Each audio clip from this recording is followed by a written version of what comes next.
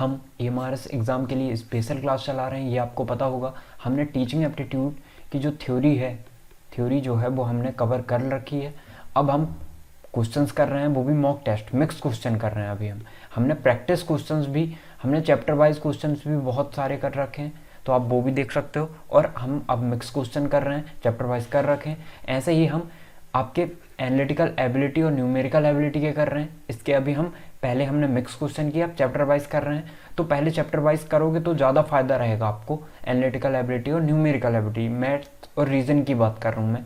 और आपके पेडागोजी की बात करें तो अभी हम मिक्स क्वेश्चन कर रहे हैं। हमने लगभग चैप्टर वाइज क्वेश्चन कर रखे हैं हर चैप्टर के। अब हम देखते हैं पेडागोजी आपको पता है कि आपकी 20 नंबर की आनी है, ठीक है। तो आप ये मान सकते हो कि हम 20-20 क्वेश्चन कर रहे हैं। आपका एक mock test, 2 mock test cover कर रहे हैं, आप ये बोल सकते हो, ठीक है। ये आपका पार्ट 4 है, मतलब हमने 3 ऑलरेडी टेस्ट कवर कर रखे। मतलब आप बोल सकते हो यदि हम चौथा और कर लेते हैं तो आप 8 मॉक टेस्ट कवर कर लिया होगा आपने। तो 8 मॉक टेस्ट बहुत बड़ी बात है, तो बहुत ज़्यादा फायदा होगा आपको। अब हम क्वेश्चंस देखते हैं, और यही सेम सिलेबस आपका केबीएस का भी है लगभग, तो आप वहाँ से भी रिलेट कर सकते हो आपको दोनों में।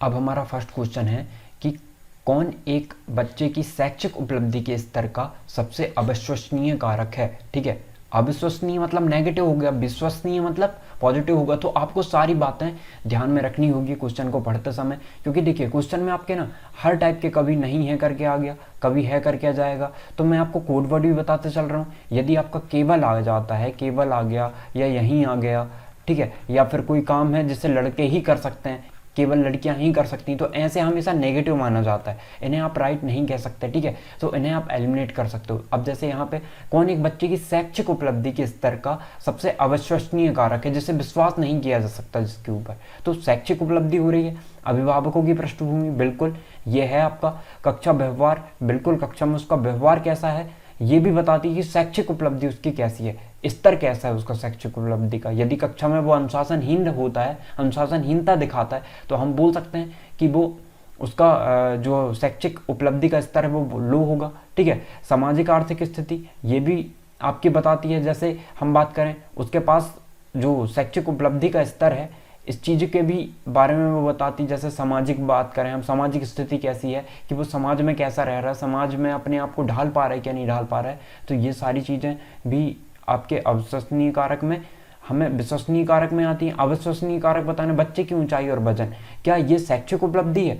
बच्चे की ऊंचाई और वजन में शिक्षा का तो कोई काम ही नहीं है, ओके। तो राइट आंसर आपका ये होगा, कौन सा? Option number D. Option number D आपका राइट आंसर होगा। अब नेक्स्ट देखते हैं, निम्नलिखित में से कौन आरंभिक बचपन की विशिष्टता नहीं है?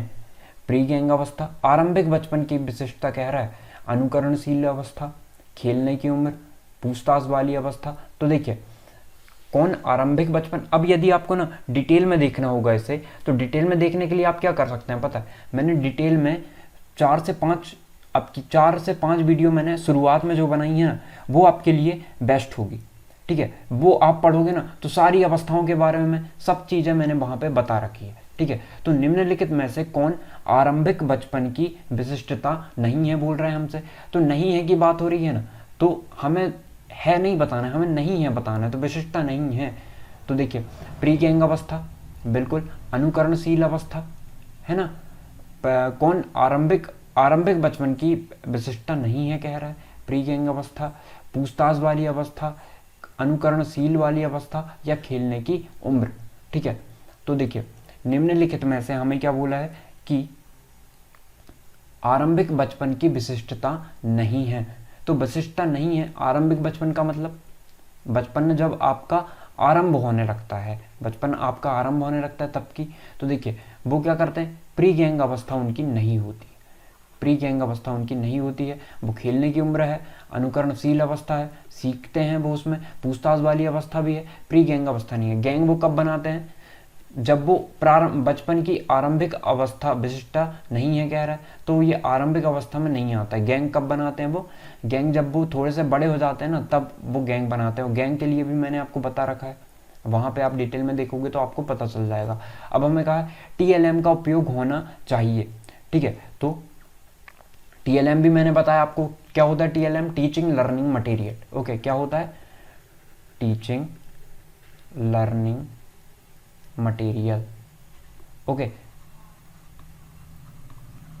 Teaching learning material. अब देखिए शिक्षण के लिए हमें जो है शिक्षण को इफेक्टिव बनाने के लिए मैंने बताया था आपको वहाँ पे कि हम टीचिंग लर्निंग मटेरियल का उपयोग करते हैं।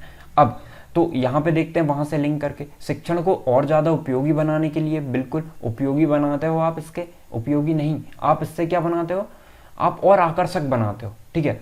शिक्षण को प्रभावी बनाने के लिए बिल्कुल संबंधित उदाहरण प्रस्तुत करना, बिल्कुल ये भी करते हैं। अधिगमन को आसान बनाना, ठीक है। तो आप क्या करते हो ना, अधिगम को आसान बना देते हो, अधिगम को आसान बनाने का काम कर रहे हो। तो सबसे इफेक्टिव ये है, देखिए अधिगम को आसान बना रहे हो तो ये प्रभावी भी आपका शामिल हो गया उसमें, और संबंधित उदाहरण भी प्रस्तुत करना, ठीक है। तो उदाहरण भी प्रस्तुत कर दिया आपने। तो टीएलएम का उपयोग जो है ना अधिगम को आसान बनाने के लिए किया जाता है और इफेक्टिव बनाने के लिए। तो इफेक्टिव बनाओगे तभी तो वो आसान बनेगा ना।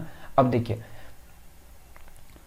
तो आपको यहाँ पे दो ऑप्शन में, आपको कभी कभी 3 ऑप्शन में, कभी कभी 4 ऑप्शन में लगेगा कि ये भी सही हो सकता है, ये भी सही हो सकता है। तो आपको वहाँ पे अपना विवेक चलाना है और सबसे इफेक्टिव आंसर देखना है कि सारे आंसर उसमें समाहित हो रहे हैं तो वो आपका राइट आंसर होगा, ठीक है। तो इस प्रकार से चलना है। अब नेक्स्ट देखते हैं। ये सारे आपके सिलेबस के अकॉर्डिंग है, ओके। एनईपी भी हमने कवर करवा रखा है, अब एनईपी भी देख सकते हैं जाके। शोध समस्या के महत्व का मूल्यांकन करने में महत्वपूर्ण सामाजिक मीमांसा है, ठीक है। तो हमें क्या बोल रहा है कि शोध समस्या के महत्व का मूल्यांकन करने में, शोध मतलब क्या, खोज करना कह सकते हो आप, खोज नहीं, शोध मतलब आप किसी चीज के बारे में डिटेल में जान रहे हो, उसको और परख रहे हो कह सकते हैं हम। मूल्यांकन करने में क्या सॉरी, एक महत्वपूर्ण सामाजिक मीमांसा है। समस्या में शोधकर्ता की यथार्थ रुचि, देखिए मीमांसा बता रहे, सामाजिक मीमांसा, शिक्षावादों, यहाँ पे ये होगा, ठीक है, शिक्षावादों या शिक्षाविदों होता है, ठीक है। राइट क्या होता है, शिक्षाविदों, यहाँ पे टाइपिंग मिस्टेक होगी, शिक्षाविदों, अभिभावकों होगा यहाँ पे, ठीक है, अभिभावकों और सामाजिक कार्यकर्ताओं इत्यादि के लिए परिणामों का व्यवहारिक मूल्य या शोधकर्ता के ज्ञान की पृष्ठभूमि और आवश्यक दक्षता व योग्यता या शोधकर्ताओं द्वारा विश्वसनीय और वैध आंकड़े प्राप्त करने की संभावना, ठीक है। तो यहाँ पे आपको राइट आंसर बताना है, यहाँ पे संभावना होगा, ठीक है, टाइपिंग मिस्टेक होगी यहाँ पे। तो देखिए शोध समस्या के महत्व का मूल्यांकन करने में एक महत्वपूर्ण सामाजिक मीमांसा क्या है, शिक्षाविदों, अभिभावकों और सामाजिक कार्यकर्ताओं इत्यादि के लिए परिणामों का व्यवहारिक मूल्य। आपका राइट आंसर क्या होगा, ये होगा, ओके। आपको यदि थोड़ा फास्ट लग रहा होगा तो आप पॉज करके खुद पढ़ें और खुद सोचें कि क्या आंसर हो सकता है इसका। शैक्षणिक अनुसंधान का क्या उद्देश्य है, ठीक है, तो इसका बताना है आपको। शैक्षणिक अनुसंधान का क्या उद्देश्य होता है, प्रमुख समस्याओं की पहचान करना जिनके समाधान की आवश्यकता है, शिक्षा की प्रक्रिया में निहित नए तथ्यों और सिद्धांतों की खोज करना, तथ्यों होगा यहाँ पे। शैक्षणिक अनुसंधान का क्या उद्देश्य है, देखिए जब भी आप कोई भी प्लान बनाते हो, मैंने पहले भी बताया, प्लान हो गया आपका, करिकुलम बनाते हो आप, तो कोई ना कोई आपका उद्देश्य होता है, लक्ष्य होता है, जिसकी जब वो काम पूरा हो जाए तो क्या क्या उसके अंदर डेवलप हो, क्या क्या उसके अंदर आ जाए। तो ये चीज़ मैंने आपको बहुत बार बता रखी है। अब देखते हैं शैक्षणिक अनुसंधान का क्या उद्देश्य है, प्रमुख समस्याओं की पहचान करना जिनके समाधान की आवश्यकता है, शिक्षा की प्रक्रिया में निहित नए तथ्यों और सिद्धांतों की खोज करना, शिक्षा के उद्देश्य की पहचान करना या विद्यार्थियों में नैतिक सिद्धांतों की आवश्यकता की पहचान करना।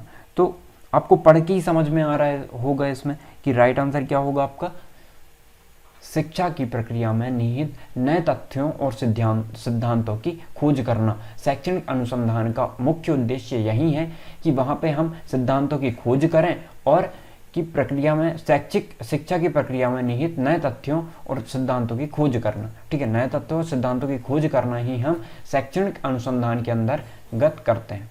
नेक्स्ट देखते हैं, 1 सेकेंड।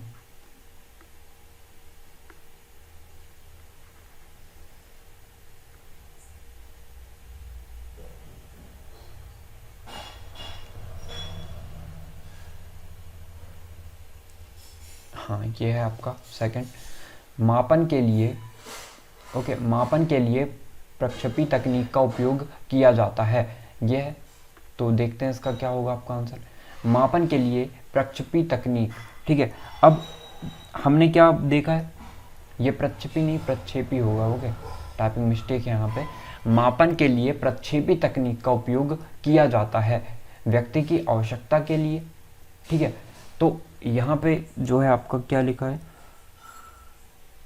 स्व यथार्थीकरण होगा, ठीक है, ये स्व यथार्थीकरण होगा, ओके।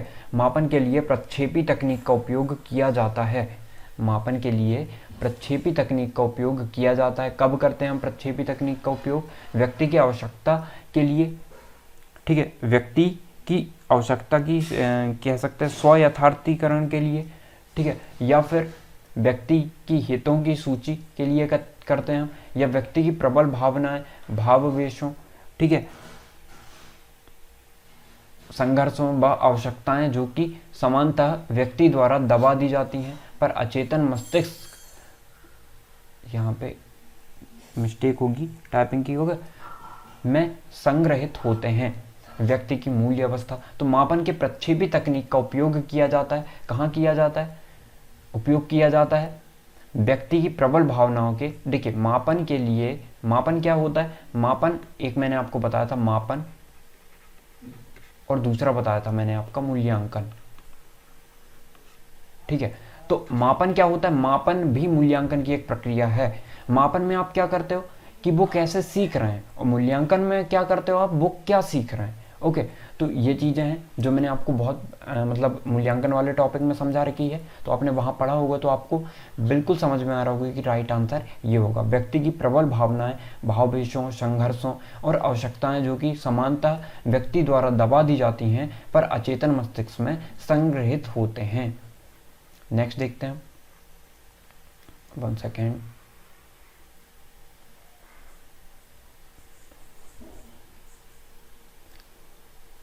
डेटा का अर्थ क्या है, ठीक है, डेटा का अर्थ क्या है, क्या होता है, तथ्य है, सत्य है, निरीक्षण है, ओके, या फिर अंक प्राप्ति है। तो डेटा इजी है, ठीक है, डेटा मतलब आपने ये सुना होगा डाटा। डाटा क्या होता है, डाटा तथ्य होता है, सत्य होता है, निरीक्षण होता है या अंक प्राप्ति होता है।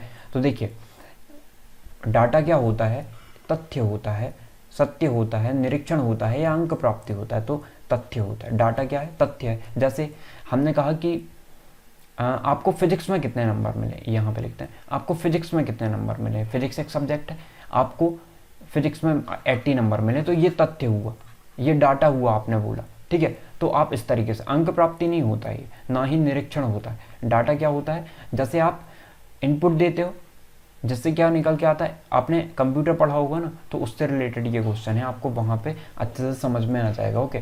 तो आपको इतना याद रखना है, डेटा का अर्थ क्या है, तथ्य।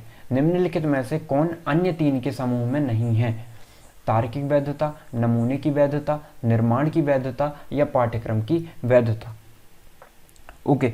तो आपको बताना है राइट आंसर क्या होगा, निम्नलिखित में से अन्य 3 के समूह में नहीं है, अन्य 3 के समूह में नहीं है, मतलब इनमें आपको विषम बताना है, तार्किक वैधता, निर्माण वैधता, पाठ्यक्रम की वैधता। देखिए तो वैधता के बारे में मैंने पढ़ाया है आपको, पाठ्यक्रम जब पढ़ रहे थे हम, तो यहाँ पे नमूने की वैधता आपने नहीं पढ़ा था, ओके। तो राइट आंसर आपका ये नहीं होगा, इनका आप समूह बनाते हो, 3 समूह हैं इनके, तार्किक की वैधता, निर्माण की वैधता और पाठ्यक्रम की वैधता, ओके। नेक्स्ट देखते हैं, कौन सी तकनीक शैक्षिक अनुसंधान के अधिकांशतः उपयोग में लाई जाती है, कौन सी तकनीक शैक्षिक अनुसंधान में अधिकांशतः उपयोग में लाई जाती है। तो इसका राइट आंसर आपको बताना है, ओके। तो देखिए शैक्षिक तकनीक में ना आप क्या करते हो, प्रश्नावली करते हो, नहीं, साक्षात्कार करते हो, ये भी नहीं होता, समाज मिति, ये भी नहीं, आप तो वहां पे निरीक्षण करते हो। तकनीक में क्या करते हो, कौन सी तकनीक शिक्षक अनुसंधान में अधिकांशतः उपयोग में लाई जाती है, शैक्षिक अनुसंधान में, ओके, शैक्षिक अनुसंधान में केवल निरीक्षण उपयोग में लाई जाती है। तो आपको ये याद रखना है। अब हम नेक्स्ट देखते हैं, वॉन डैलन के अनुसार विवरणात्मक अनुसंधान क्या शामिल करता है, ठीक है। तो देखिए ये फैक्ट वाले क्वेश्चन हो गए, मतलब जो होता है वो होता है, सूर्य पूर्व दिशा से उगता है तो वो उगता है, तो ऐसे ये वैज्ञानिक ने इनके अनुसार जो होगा वही सत्य होगा, इसमें हम कोई लॉजिक नहीं बता सकते। ओके, तो आपको ये याद ही रखना पड़ेगा। तो इसका क्या होता है, वान डैलन के अनुसार विवरणात्मक अनुसंधान क्या शामिल करता है, सर्वेक्षण अध्ययन ये भी करता है, अंतर संबंध अध्ययन, विकासात्मक अध्ययन। तो देखिए वान डैलन के बारे में हमने नहीं पढ़ा है, लेकिन ये उतना इम्पोर्टेंट नहीं है इसलिए मैंने पढ़ाया नहीं आपको, बाकी एग्जाम में हो सकता है किया जाए। तो आपको राइट आंसर क्या होगा, उपरोक्त सभी। वान डैलन के अनुसार सर्वेक्षण अध्ययन, अंतर संबंध अध्ययन, विकासात्मक अध्ययन के अनुसार विवरणात्मक अनुसंधान जो है शामिल करता है। ओके, क्या क्या चीज शामिल करता है वो मैंने आपको बता दिया। अब हम नेक्स्ट देखते हैं, आपका नेक्स्ट कौन सा है, 1 सेकेंड। किससे आंतरिक बाह्य आलोचनाओं की अवधारणा संबंध है, ठीक है। तो 11वें का आंसर आपको बताना है, किससे आंतरिक बाह्य आलोचनाओं की अवधारणाएं संबंध है। तो अनुसंधान की प्रयोगात्मक प्रारूप की वैधता, या वर्णनात्मक अनुसंधान, या ऐतिहासिक अनुसंधान, या साहित्यिक अनुसंधान, किससे आंतरिक बाह्य आलोचनाओं की अवधारणा संबंधित है, ठीक है। तो ये क्वेश्चन है ना, ये आपका किससे रिलेटेड है, किससे आंतरिक बाह्य आलोचनाओं की अवधारणा संबंध है। तो बताना है हमें आंतरिक बाह्य आलोचना की अवधारणा संबंध किससे है, अनुसंधान की प्रयोगात्मक प्रारूप की वैधता, या वर्णनात्मक अनुसंधान, या ऐतिहासिक अनुसंधान, या साहित्यिक अनुसंधान। तो ये भी फैक्चुअल क्वेश्चन हो गया, किससे आंतरिक बाह्य आलोचनाओं की अवधारणा संबंध है, तो इसका राइट आंसर होगा आपका ऐतिहासिक अनुसंधान।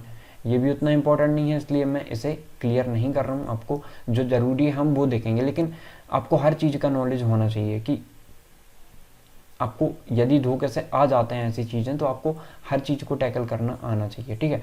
अब हम नेक्स्ट देखते हैं, आपका राइट आंसर ये होगा ऐतिहासिक अनुसंधान। अब नेक्स्ट देखते हैं, निम्नलिखित में से कौन गैर पैरामीट्रिक 1 सेकेंड गैर पैरामीट्रिक सांख्यिकी परीक्षण के लिए अनुकूल परिस्थिति नहीं है। तो निम्नलिखित में से कौन गैर पैरामीट्रिक सांख्यिकीय परीक्षण के लिए अनुकूल परिस्थिति नहीं है। अब देखिए मैंने आपको सांख्यिकी के बारे में थोड़ा सा बताया था, हल्का सा मैंने डिस्कस किया था सांख्यिकी के बारे में प्रीवियस जब मॉक टेस्ट करवाया था वहां पे। तो निम्नलिखित में से कौन गैर पैरामीट्रिक सांख्यिकी परीक्षण के लिए अनुकूल परिस्थितियां नहीं है। तो देखिए सांख्यिकी क्या होता है आपको पता है, ग्राफ के रूप में आप लिखा रहता है कि आपने जो है इस महीने में गेहूं कितनी खरीदी, ठीक है, ये गेहूं का ग्राफ हो गया, ये आपका चावल का ग्राफ हो गया। तो इस प्रकार से होता है ना, उसे सांख्यिकी कहते हैं। तो उस प्रकार से आपको रिलेट करके देखना है।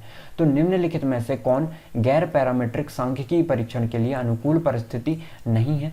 तो इसका जो राइट आंसर है ना वो मैं आपको बता देता हूँ, वे जनसंख्या वितरण के आकार की परवाह किए बगैर सटीक संभावनाओं के कथन जारी करते हों, ठीक है। तो यहाँ पे देखिए इस चीज को हम सांख्यिकी के अनुकूल परिस्थिति नहीं है बताना, तो सांख्यिकी जो परीक्षण है उसके अनुकूल परिस्थिति सिर्फ यहाँ ये नहीं है, बाकी सब है। उनका उपयोग तभी किया जा सकता है जब डेटा रैंकों या श्रेणियों के रूप में हो, ठीक है। डेटा जो है आपका रैंकों या श्रेणियों के रूप में हो, ये श्रेणी ऐसी चले आपकी, मान के चलते हैं ये इस टाइप से, या फिर हम बोल सकते हैं कि डेटा रैंकों के रूप में हो कि इसकी रैंक दी रखे हम, इसकी रैंक दी रहे। अब उनका उपयोग उन परिस्थितियों में किया जा सकता है जहां पैरामीट्रिक जांच प्रयोज्य हो, ठीक है। आप जांच कहाँ करते हो, पैरामीटर कहाँ लगाते हो आप, जब आपको जांच करना होता है। जैसे आपको मान के चलते हैं हमने एक क्लास है, एक क्लास में 40 बच्चे हैं, उनका हमें क्या तापमान नापना है। तो तापमान कैसा, सबका एक सा नहीं आएगा ना, हल्का सा किसी ना किसी में डिफरेंस होता ही होता है। अब देखिए होता ये है कि हमने एक डिसाइड कर लिया कि जब इतना फ़ारेनहाइट रहेगा तो वो जो है एक स्वस्थ मनुष्य का रहता है, पर फिर भी एग्जैक्ट डेटा जो है कुछ ना कुछ उसमें डिफरेंस आ ही जाता है, ठीक है। तो सब में अलग दिखेगा, तो आप क्या कर सकते हो, उसमें सांख्यिकी रूप में उसको प्रदर्शित कर सकते हो। वे पैरामीट्रिक जांचों की तुलना में कम शक्तिशाली हैं, ठीक है। अब देखिए वे जनसंख्या वितरण के आकार की परवाह किए बगैर सटीक संभावनाओं के कथन जारी करते हो। तो देखिए यहाँ पे क्या कहना चाह रहा है क्वेश्चन जो आपका ऑप्शन है, वे जनसंख्या वितरण के आकार की परवाह किए बगैर। अब आप आकार की परवाह ही नहीं करोगे ना, यदि आकार की परवाह करते हुए कहता ना तो ये आपका भी, ये भी राइट हो जाता, लेकिन आकार के बिना बगैर कह रहा है। अब जनसंख्या वितरण करना है आपको। अब जनसंख्या हम कह रहे हैं कि एक आपका एक शहर हो गया, ये शहर में गांव हुए तो गांव में कितनी जनसंख्या है, इसका वितरण किसके अनुसार है, ठीक है। तो इनका डेटा के बगैर आप क्या सांख्यिकी बना लोगे, इसलिए नहीं है पूछा है हमसे, तो ये राइट आंसर होगा। वर्ष 1974 में विश्वविद्यालय अनुदान आयोग की स्थापना खालिस्तान में हुई थी, तो ये भी फैक्चुअल क्वेश्चन हो गया आपका। इसमें भी आपको क्या है पता रहेगा, आप तभी बता सकते हो। अब ये क्वेश्चन क्या इंपॉर्टेंट है, तो देखिए ये क्वेश्चन इसलिए इंपॉर्टेंट है क्योंकि आपका जो एनईपी है ना, एनईपी से रिलेट करके बनाया गया है ये क्वेश्चन को, क्योंकि एनईपी में आपका वहाँ पे दिया गया है, एनईपी में आपका ये इंपॉर्टेंट है इसलिए, ठीक है। तो इसका राइट आंसर क्या होगा, एनईपी में जो आपका प्रीवियस पूछा गया है ना, इसमें प्रीवियस बताया गया है कि आपका पहले का शैक्षिक जो हम कह सकते हैं पॉलिसी किसके आधार पे थी, ठीक है, पहले क्या क्या हुआ। तो हमसे थोड़ा सा हिस्ट्री के बारे में आ सकता है क्वेश्चन, किससे रिलेटेड, इससे रिलेटेड, इसलिए हम 1-2 क्वेश्चन कर रहे हैं। आप बस इतना ही कर लोगे ना तो पर्याप्त है। मैंने कम से कम आपके 5 से 10 क्वेश्चन पहले भी डिस्कस कर रखा है इस टाइप के, ठीक है। तो इसका राइट आंसर क्या होगा, इस्लामाबाद। नेक्स्ट देखते हैं, नेक्स्ट है आपका 1 सेकेंड, नेक्स्ट है आपका विश्वविद्यालय अनुदान आयोग। विश्वविद्यालय अनुदान आयोग ने खालिस्तान के शिक्षकों के लिए प्रशिक्षण कार्यक्रम की शुरुआत की है। ओके, तो इसका देख लेते हैं अब हम। इसके लिए आपका राइट आंसर क्या होगा, विश्वविद्यालय अनुदान आयोग ने। अब यदि आपको थोड़ा फास्ट लगे ना तो आप जो है रोक के भी पढ़ सकते हो और इसका जवाब खुद से भी सोच सकते हो, है ना। तो विश्वविद्यालय अनुदान आयोग ने खालिस्तान के शिक्षकों के लिए प्रशिक्षण कार्यक्रम की शुरुआत की। डिग्री महाविद्यालयों, विश्वविद्यालयों, डिग्री महाविद्यालयों, विश्वविद्यालयों दोनों और स्कूल। तो विश्वविद्यालय अनुदान आयोग ने खालिस्तान के शिक्षकों के लिए प्रशिक्षण कार्यक्रम की शुरुआत की है, ठीक है। तो किसने, डिग्री विद्यालयों और विश्वविद्यालयों दोनों ने, ठीक है। तो आपका राइट आंसर कौन सा होगा, 3rd नंबर। आपको दोनों जगह से ही दिख जाता है ना, डिग्री और विश्वविद्यालय दोनों, तो राइट आंसर ये होगा। अब स्कूल के संगठन में बुनियादी निर्धारण कारक स्कूल का खालिस्तान है, ठीक है। तो 15वें का आपको आंसर बताना है, इसका क्या राइट आंसर होगा। तो देखिए, स्कूल के संगठन में बुनियादी निर्धारण कारक स्कूल का खालिस्तान है। तो बुनियादी है ना, जो आपका सिर्फ और सिर्फ क्या है, करिकुलम, ठीक है। सिर्फ और सिर्फ क्या है आपका, करिकुलम है। अब करिकुलम कैसे, करिकुलम क्या होता है, पाठ्यक्रम।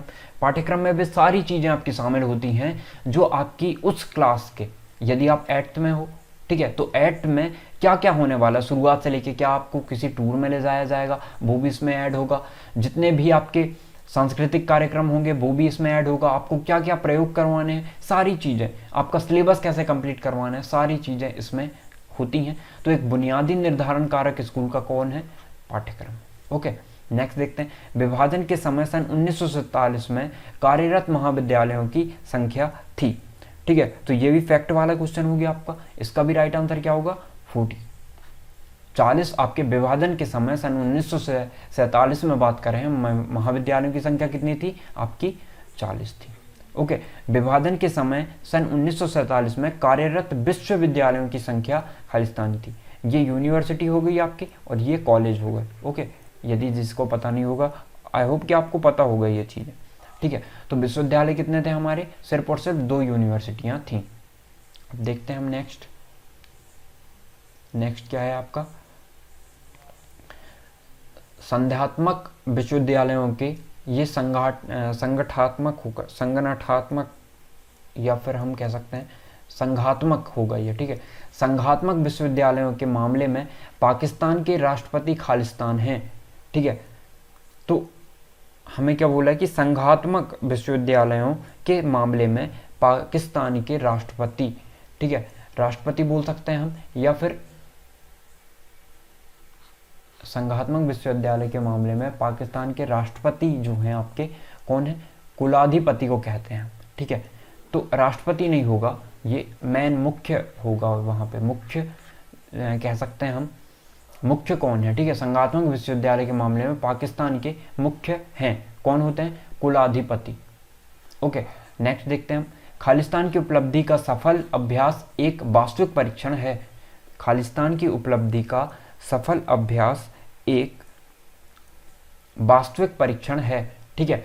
तो शिक्षक की उपलब्धि का सफल अभ्यास एक वास्तविक परीक्षण है, बिल्कुल भी नहीं। प्रधान अध्यापक का, नहीं। अधिगम, मूल्यांकन, देखिए मूल्यांकन की उपलब्धि का सफल अभ्यास एक वास्तविक परीक्षण है, नहीं। आपकी अधिगम की उपलब्धि, अधिगम हो रहा है, कैसा हो रहा है, सफल हो रहा है क्या नहीं हो रहा है, अभ्यास एक वास्तविक परीक्षण है। तो आप क्या कह सकते हो, राइट आंसर आपका क्या होगा, अधिगम। अधिगम की उपलब्धि का सफल अभ्यास एक वास्तविक परीक्षण है।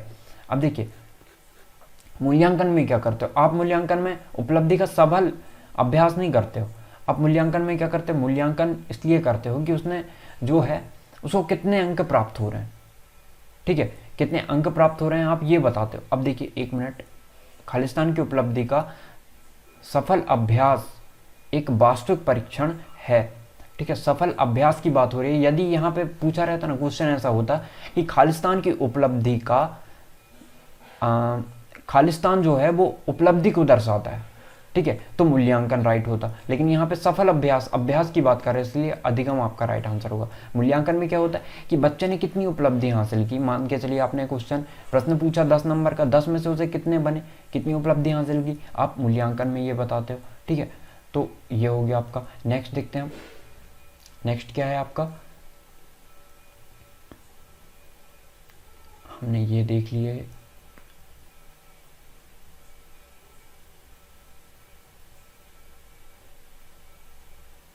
ये ओके। अब देखते हैं हम, यह खुले तौर पर निरीक्षण किया गया कि आपकी तुलना में खालिस्तान बहुत ज़्यादा शामिल होती है, ठीक है। यहाँ पे मुझे लगता है कुछ ना कुछ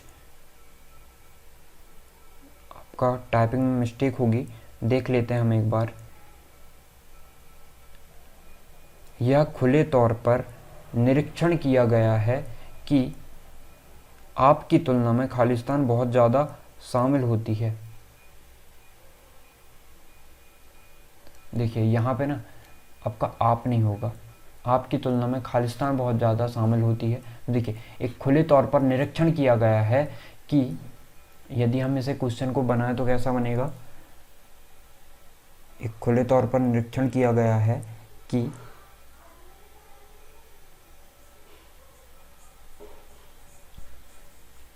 आपके अधिगम की तुलना में, ऐसा बना सकते हैं हम, यह खुले तौर पर निरीक्षण किया गया है कि अधिगम की तुलना में खालिस्तान बहुत ज़्यादा शामिल होते हैं, ठीक है। अधिगम की तुलना में बहुत ज़्यादा शामिल होते हैं, इसका मतलब अब अधिगम तो आ गया।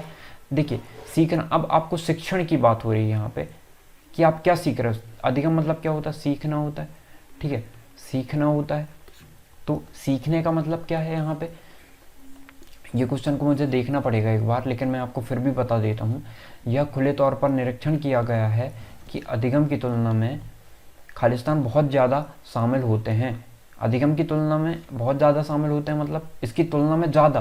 तो देखिए एक कक्षा की बात करें हम तो इससे रिलेटेड क्वेश्चन बना रहे हैं। एक कक्षा की बात करें तो वहाँ पे आपका सबसे ज़्यादा तो अधिगम ही होगा। तो हम ऐसा कह सकते हैं कि मूल्यांकन की तुलना में, ऐसा बोल देते हैं, मूल्यांकन की तुलना में खालिस्तान बहुत ज़्यादा शामिल होती है।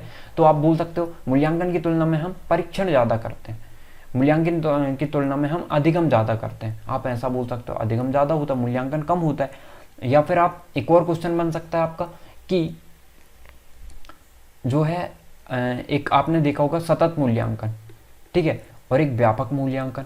यदि हम इससे रिलेटेड बनाएं तो आपका जो है व्यापक मूल्यांकन से ज़्यादा हम सतत मूल्यांकन शामिल करते हैं। तो आप जिस तरीके से बनाना चाहो उस तरीके से बना सकते हो। तो आई होप आपको ये चीज़ें, सारी चीज़ें मूल्यांकन से रिलेटेड हर चीज़ मैंने पढ़ा रखी है आपको। ओके, देखते हैं।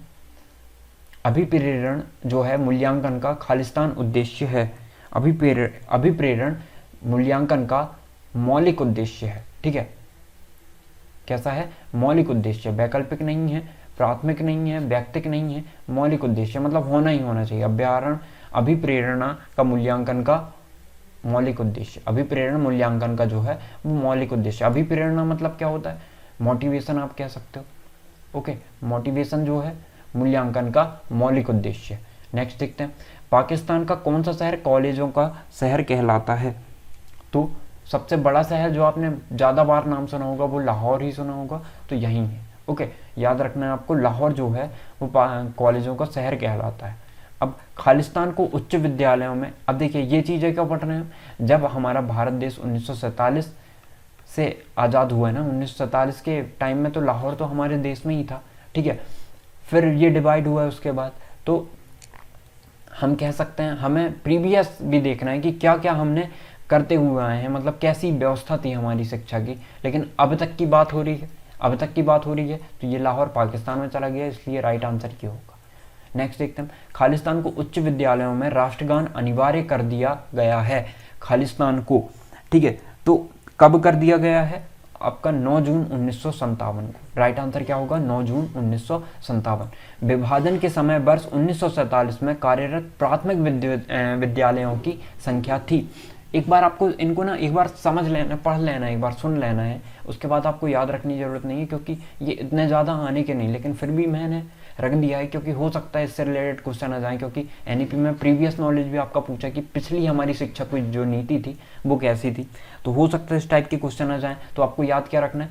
8413, ठीक है, 8413 थे हमारे प्राथमिक स्कूल। अब नेक्स्ट देखते हैं, अपने मूल्य की निष्पक्ष प्रशंसा की अभिवृत्ति एक मानसिक खालिस्तान के विचार से पाई जा सकती है, ठीक है। तो आपको बताना है इसका आंसर क्या होगा।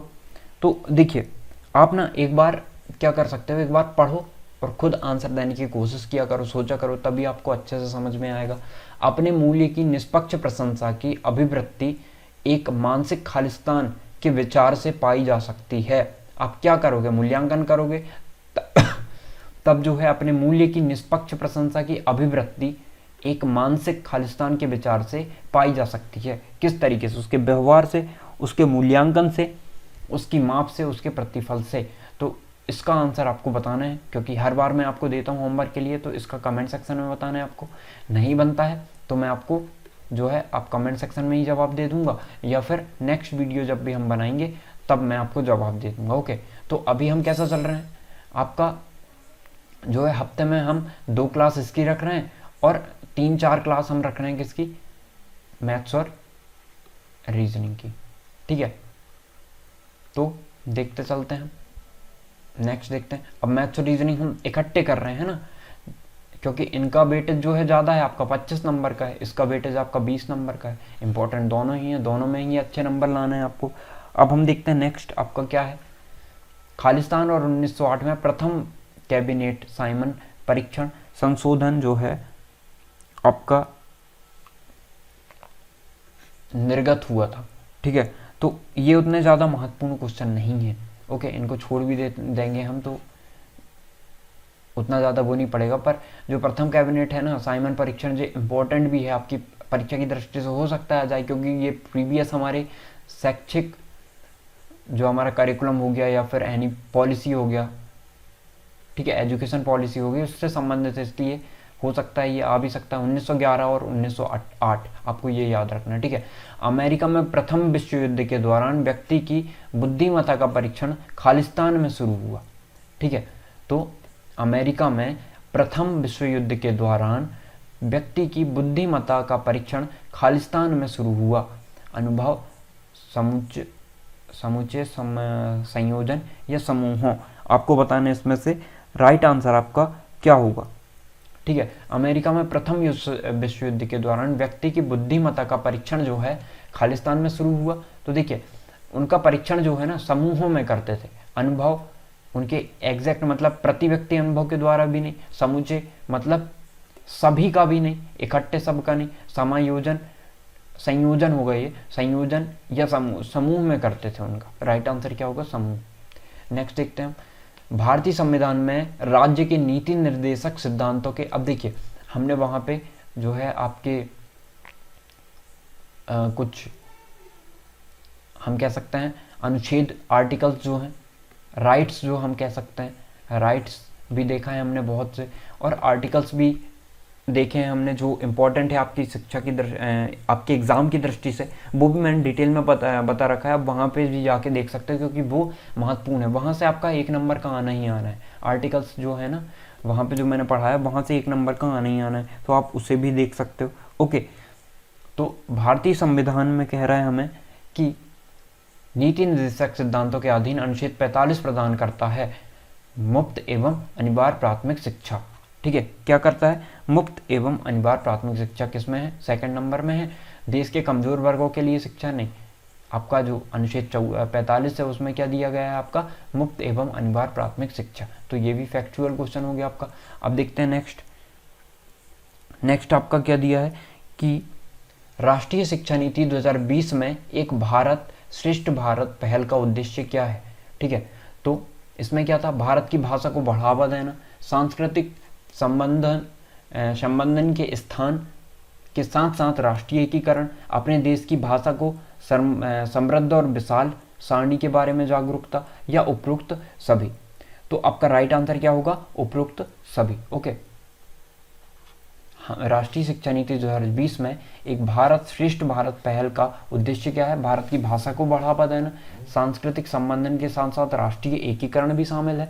क्योंकि देखिए, जब मैंने आपको एनईपी पढ़ाया ना, तो वहाँ पे डिटेल में बताया है कि जब राष्ट्रीय शिक्षा नीति को ऐसा रखा गया है कि उनके मन में जब वो करिकुलम से निकले हैं, पूरे पढ़ाई करके निकले हैं, तो वो एक अच्छे नागरिक बन सकें और न केवल अपने देश के लिए का सम्मान करें, बल्कि सभी सार्वजनिक चीज़ें जैसे हमारे राष्ट्रध्वज का हो गया, राष्ट्रगान का हो गया, और उनको भारतीय होने पे गर्व हो। ठीक है, ये सारी चीज़ें मैंने आपको बताई, तो राइट आंसर आपका उपरोक्त सभी होगा। ओके, अब हम नेक्स्ट देखते हैं। नेक्स्ट आपका क्या है? निम्नलिखित में से कौन सी एक अच्छी उपलब्धि परीक्षण की विशेषता नहीं है? ठीक है, अब मैंने ये भी बताया था एक अच्छी उपलब्धि परीक्षण की विशेषता, एक डिटेल में बनाया वीडियो मैंने इसके ऊपर, तो आपको पढ़ा होगा तो आपको बन जाएगा। वैधता होनी चाहिए, विश्वसनीय होना चाहिए, वस्तुनिष्ठता होनी चाहिए उस चीज़ में, एक अच्छी उपलब्धि परीक्षण में। ठीक है, ओके, ये आपका जो सिलेबस है ना उसके अकॉर्डिंग में है, उसके सिलेबस के अकॉर्डिंग था ये, जो कि इम्पोर्टेंट है, हो सकता है आ जाए इससे क्वेश्चन। तो अस्पष्टता, स्पष्टता है, अस्पष्टता नहीं है, तो राइट आंसर क्या होगा? अस्पष्टता। स्पष्टता होती तो ये भी राइट होता, लेकिन हमें नहीं है पूछा है ना। अब समावेशी कक्षा की मुख्य विशेषता में से एक है। अब सबसे पहले मैं आपको समावेशी कक्षा के बारे में बता दूं। समावेशी कक्षा क्या होती है कि एक छत के नीचे सभी प्रकार के बालक, चाहे वो किसी भी जाति के हों, किसी भी धर्म के हों, शारीरिक रूप से कमजोर हों, सभी को एक छत के नीचे एक क्लासरूम में शिक्षा के अवसर प्रदान करने या शिक्षा प्रदान करना। ओके, तो आप इजीली दे सकते हो, मुख्य विशेषता में एक है। तो मैंने आपको समझा दिया, अब आपको राइट आंसर कमेंट सेक्शन में बताना है। ओके, तो एक क्वेश्चन वो दे दिया था मैंने, चलिए इसको बता देता हूँ। शिक्षा कक्षा में विविधता के दायरे के साथ साथ कक्षा का आयोजन करता है। शिक्षक विकलांग बच्चों का विशेष ध्यान रखता है।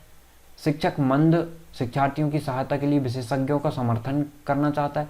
शिक्षक विकलांग बच्चों के प्रति सहानुभूति दिखाता है। या शिक्षक कक्षा में विविधता के दायरे के साथ साथ कक्षा का आयोजन करता है। तो राइट आंसर आपका ये होगा, क्या करता है? कक्षा में विविधता होती है कि दायरे के साथ साथ कक्षा का आयोजन करता है, मतलब हर प्रकार के बच्चे वहाँ पे सीख रहे होते हैं। विभिन्न शैक्षणिक तकनीक क्या है जो एक शिक्षक अधिगम अक्षमता वाले छात्रों के लिए नियोजित कह सकते हैं। ठीक है, यहाँ पे जो है आपका टाइपिंग में मिस्टेक होगी कहीं ना कहीं, तो देखिए यहाँ पे हो गया आपका राइट आंसर क्या होगा। आपको पॉज करके भी देख लेना है, यदि प्रॉब्लम जाती है तो आप जो है, यदि फास्ट लग रहा होगा तो आप पॉज करके और खुद आंसर भी देख सकते हो कि राइट आंसर आपका क्या होगा। तो देखिए यहाँ पे आपका क्वेश्चन क्या कह रहा है कि विभिन्न शैक्षिक तकनीकें क्या हैं एक शिक्षक अधिगम अक्षमता वाले छात्रों के लिए, जो अक्षमता वाले छात्र मतलब जो अच्छे से समझ नहीं पाते हैं चीज़ों को, ठीक है, जो जिन्हें कठिनाई जाती है अधिगम सीखने में, उनके लिए बात की गई यहाँ पे कि विभिन्न शैक्षणिक तकनीकें क्या हैं जो एक शिक्षक अधिगम अक्षमता वाले छात्रों के लिए नियोजित कर सकता है। ठीक है, क्या होगा? नियोजित कर सकता है। तो क्या कर सकता है? अतिरिक्त समर्थन, चर्चा, परियोजन का काम करेगा, या फिर सहयोगी शिक्षण, सहकर्मी शिक्षण, या प्रत्यक्ष निर्देश, या गृह कार्य, प्रस्तुति लिखित परीक्षा या व्यक्तिगत अध्ययन या अवलोकन। ठीक है, तो देखिए यहाँ पे एक शिक्षक जो है क्या करता है, यदि अक्षमता वाला है जो सीखने में थोड़ी प्रॉब्लम जा रही है के लिए क्या नियोजित कर सकता है, वो उसको क्या करना है, विभिन्न शैक्षणिक तकनीकें क्या हैं, उसकी अप्रोच क्या हो सकती है उस शैक्षणिक की, या आप कैसी अप्रोच वहाँ पे लगाओगे, क्या लगाओगे कि अतिरिक्त समर्थन, चर्चा, परियोजना का काम। ठीक है, तो या फिर सहयोगी शिक्षण, सहकर्मी शिक्षण या प्रत्यक्ष निर्देश। बिल्कुल ये राइट आंसर होगा। क्या होगा, क्योंकि देखिए जो बच्चा सीख नहीं पाता है या सीखने में अक्षमता वाले छात्र कह सकते हैं, अधिगम मतलब सीखना होता है, तो जो सीखने में कठिनाई जाती है जिन्हें, तो उनके लिए हम क्या कर रहे हैं, उनके लिए आपको सहयोगी शिक्षण करना। सहयोग मतलब सहयोग देना उसमें, तो ये भी अतिरिक्त समर्थन भी आ गया उसमें, उनके साथ चर्चा, परियोजना का काम। अब देखिए सहयोगी शिक्षण मतलब आप उनका सहयोग कर रहे हो उस चीज़ में। सहकर्मी शिक्षण, ठीक है, प्रत्यक्ष निर्देशन, ठीक है, प्रत्यक्ष निर्देश, तो ये सारी चीज़ें जो है आपकी किसमें इंक्लूड हो गई हैं, सारी चीज़ें इसमें इंक्लूड। गृह कार्य, प्रस्तुति, लिखित परीक्षा, ये तो हो ही नहीं सकता, क्योंकि आप लिखित परीक्षा दे रहे हो, प्रस्तुति, गृह कार्य तभी कर पाओगे ना जब वो खुद सीख पाएंगे वो छात्र। लेकिन यहाँ पे कौन से छात्र की बात हो रही है जो सीखने में थोड़ी सी मुश्किल जाती है जिन्हें व्यक्तिगत अध्ययन की सलाह दोगे आप या अवलोकन करोगे उनका, नहीं, उन्हें आपकी सहयोग की ज़रूरत है, तो आप क्या करोगे, सहयोगी शिक्षण करोगे, सहकर्मी शिक्षण पे बल दोगे। ओके, नेक्स्ट देखते हैं हम, निम्नलिखित में से कौन संप्रेषण अवरोध से निपटने में मदद करेगा। ठीक है, संप्रेषण अवरोध मतलब क्या होता है, संप्रेषण मतलब क्या होता है, संप्रेषण मतलब कम्युनिकेशन। ठीक है, जो हमने पढ़ चुका है।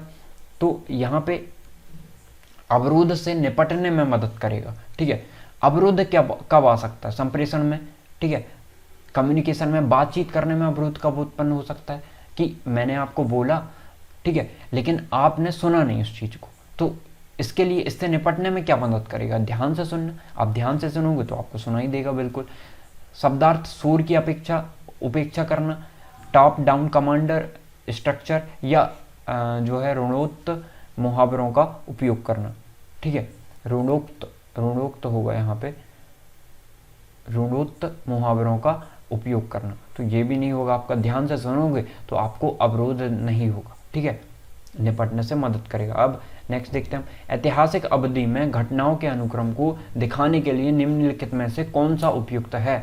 चार्ट है, पोस्टर है, चित्रकारी है या मानचित्र है। अब देखिए ऐतिहासिक अवधि में घटनाओं को बताने आपको, तो क्या आप मानचित्र में बता सकते हो उसे। मानचित्र में तो सिर्फ आप बता सकते हो कि नदियाँ कहाँ से बह रही हैं, ठीक है, हड़प्पा सभ्यता पहले कहाँ पे थी। यहाँ पे अवधि और घटनाएं बताना है तो आप सिर्फ और सिर्फ चार्ट के माध्यम से बना सकते हो। चार्ट हो गया या पोस्टर हो गया, तो राइट आंसर आपका क्या होगा, चार्ट में ही आपके पोस्टर आ जाते हैं। ठीक है, तो पोस्टर में आप क्या बताओगे, चार्ट के माध्यम से बताओगे ना, चार्ट बना के। ठीक है, ओके, तो चार्ट राइट आंसर होगा आपका। ओके, चित्रकारी के माध्यम से नहीं, मानचित्र, आपको ऐतिहासिक अवधि बताना है। ठीक है, किसी चित्र के द्वारा नहीं समझानी। अब किस शब्द का उपयोग अधिगम अनुभवों की समग्रता को व्यक्त करने के लिए किया जाता है जो स्कूल में कई गुना गतिविधियों के माध्यम से छात्र प्राप्त करते हैं। तो राइट आंसर आपका क्या होगा, करिकुलम होगा, पाठ्यक्रम होगा। ओके, क्यों, अब देखिए पाठ्यचर्या और पाठ्यक्रम मैंने वहाँ पे डिफरेंस आपको बता दिया है।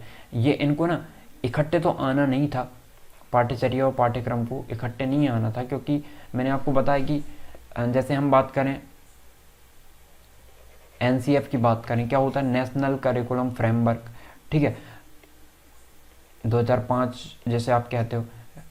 ठीक है, तो वहाँ पे जो है मैंने बता रखा है कि हम यदि इसको हिंदी में करें, ठीक है, इसको हिंदी में करें हम, नेशनल करिकुलम फ्रेमवर्क। नेशनल मतलब राष्ट्रीय हो गया आपका, राष्ट्रीय हो गया, करिकुलम मतलब पाठ्यचर्या, और राष्ट्रीय पाठ्यचर्या रूपरेखा, फ्रेमवर्क मतलब रूपरेखा होता है। तो यहाँ पे हम पाठ्यचर्या बोल रहे हैं उसी चीज़ को। फिर मैंने आपको डिफरेंस बताया था, तो इन दोनों को ना इकट्ठे नहीं देगा, कभी भी नहीं देगा इनको। यहाँ पे सिलेबस होगा आपका। ओके, सिलेबस होगा, पाठ्य वस्तु होगा यहाँ पे। ठीक है, विषय वस्तु ये आ गया, पाठ्य वस्तु होगा वहाँ पे। तो देखते हैं हम, राइट आंसर क्या होगा, पाठ्यक्रम होगा, क्योंकि पाठ्यक्रम मैंने बहुत अच्छे से बता रखा है आपको। तो किस शब्द का उपयोग अधिगम अनुभवों की समग्रता को व्यक्त करने के लिए किया जाता है जो स्कूल में कई गुना गतिविधियों के माध्यम से छात्र प्राप्त करते हैं।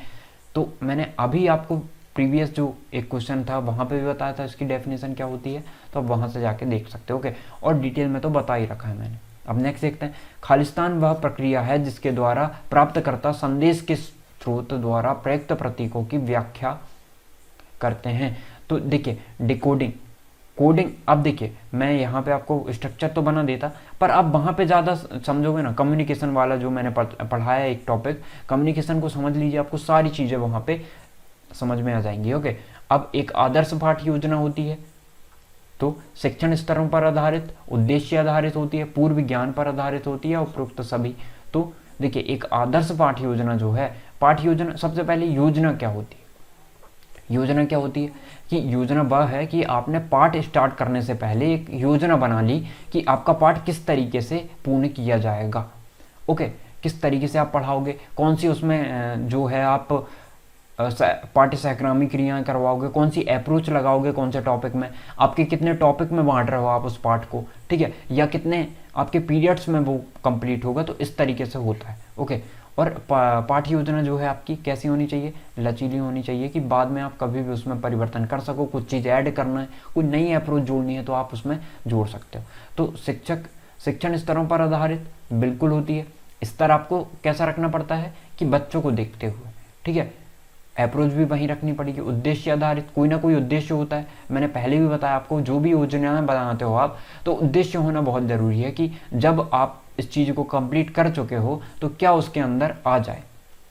पूर्व ज्ञान पर आधारित, बिल्कुल पहले पूर्व ज्ञान पे भी आधारित होना चाहिए। जैसे आप त्रिभुज पढ़ा रहे हो तो कम से कम उनको कोण के बारे में पता होना चाहिए, भुजा के बारे में पता होना चाहिए, ठीक है, तभी तो आप पूर्व ज्ञान पे आधारित करके बताओगे ना। आपने सीधे बोल दिया कि ये त्रिभुज है, देख लो, इसका तीनों कोणों का योग 180 अंश होता है। आप पहले उनसे पूछोगे कि ये क्या होता है, तो वो बताएंगे सर ये एंगल होता है।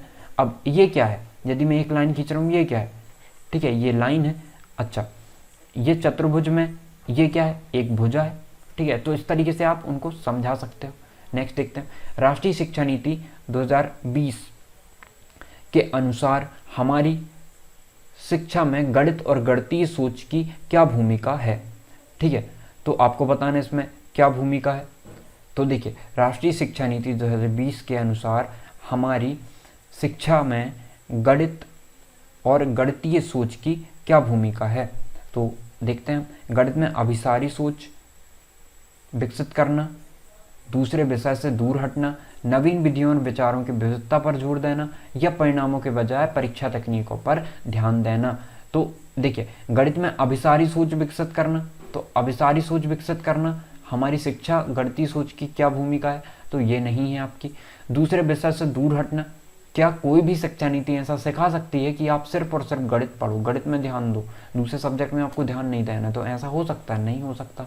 नवीन विधियों और नव विचारों पर विविधता पर जोर देना, अब कुछ लोगों को लगेगा ये नेगेटिव है, तो देखिए जब भी आपको विविधता शब्द दिख जाए कि क्लास में विविधता होनी चाहिए, आपकी जो है क्लास में जो बच्चे हैं उनमें भाषाई विविधता होनी चाहिए, तो ये जो है आपका पॉजिटिव होता है, पॉजिटिव आंसर, क्योंकि वो कुछ ना कुछ पॉजिटिव वे में लेते हैं हम उन चीज़ों को। विविधता मतलब पॉजिटिव वे में लेते हैं कि जैसे कोई बच्चा दूसरी भाषा बोलता है, कोई बच्चा दूसरी भाषा बोलता है, तो इससे फ़ायदा ये है कि ये दोनों अपनी एक दूसरे की भाषा सीख सकते हैं, तो इसका मतलब ये होता है, इसलिए इसे पॉजिटिव वे में लिया जाता है। पाठ्य पुस्तकों के पक्ष में मुख्य तर्क है आपका, क्या मुख्य तर्क है आपको बताना है। तो देखिए पाठ्य पुस्तकें आसानी से उपलब्ध हैं, हो सकता है ये भी। पाठ्य पुस्तक शिक्षार्थियों की रचनात्मकता को विकसित करने में मदद करती है। पाठ्य पुस्तक शिक्षार्थियों द्वारा पढ़ाई जाने वाली, देखिए पाठ्य पुस्तक शिक्षार्थियों द्वारा पढ़ाई जाने वाली नहीं, पढ़ने यहाँ पे या शिक्षक होगा, क्योंकि शिक्षार्थी द्वारा पढ़ाई जाने वाली थोड़ा ना, शिक्षार्थी तो पढ़ते हैं, ठीक है, तो हम कह सकते हैं शिक्षक द्वारा पढ़ाई जाने वाली न्यूनतम प्रमाणिक सामग्री का पता लगाती है। या पाठ्य पुस्तकों की कीमत कम होती है, तो ये भी नहीं होगा आपका, ये भी नहीं होगा। अब पाठ्य शिक्षार्थियों की रचनात्मकता को विकसित करने में मदद करती है, तो क्या पुस्तक से रचनात्मकता आ सकती है? बिल्कुल भी नहीं, क्योंकि किताबी ज्ञान से आपका कभी भी रचनात्मकता नहीं आ सकती। रचनात्मकता कब आएगी, जो कि मैंने आपको पढ़ा रखा है पहले भी, रचनात्मकता तब आती है आपकी जब क्या होगा, आप उन्हें टूर में लेके जाओगे। जैसे आपको नदी के बारे में पढ़ाना है, तो आपने जहाँ नदी बह रही है वहाँ ले जा लिया, तो ये रचनात्मकता हो। तो राइट आंसर क्या होगा आपका? सी होगा। मुख्य तर्क क्या है? शिक्षक द्वारा पढ़ाई जाने वाली न्यूनतम प्रमाणिक सामग्री है। शिक्षक कितना पढ़ाता है? इतना पढ़ाता है। पुस्तक में दिया कितना रहता है? इतना दिया रहता है। बात यह है, ठीक है, पुस्तक में सिर्फ एक एग्जाम्पल दिया होगा, लेकिन शिक्षक आपको 3-4 एग्जाम्पल से समझाता है, तो ये राइट आंसर होगा। निम्नलिखित में से कौन पाठ्यक्रम निर्माण का आधार नहीं है? शैक्षिक आधार, ये भी होता है, समाज स्तरीय आधार, सांस्कृतिक आधार, या उपरोक्त में से कोई नहीं। तो देखिए, पाठ्यक्रम का आप जब निर्माण कर रहे होते हो तो उसका आधार क्या होता है? शैक्षिक आधार होता है उसका, बिल्कुल होता है। समाज शास्त्रीय आधार, देखिए समाज को भी आपको सिखाना है ना वहाँ पे, कि ऐसा ना हो कि आपके पाठ्यक्रम में ऐसी चीज़ें सिखाई जा रही हैं कि समाज से वो दूर हटे। उसे तो समाज में इन्वॉल्व करना है कि वो समाज में रहने योग्य बने, उनका आदर करे, बड़ों का आदर करे। सांस्कृतिक आधार, ये भी सही। तो उपरोक्त में से आपका कोई भी नहीं जो है आधार नहीं है कहा है, तो उपरोक्त में से कोई भी नहीं आपका राइट आंसर होगा, ठीक है, क्योंकि ये सारे आधार हैं आपके। तो आई होप आपको क्लियर हुआ होगा। जो भी दिक्कत होगी, जो भी प्रॉब्लम होगी, आप कमेंट सेक्शन में पूछ सकते हो। Thank you.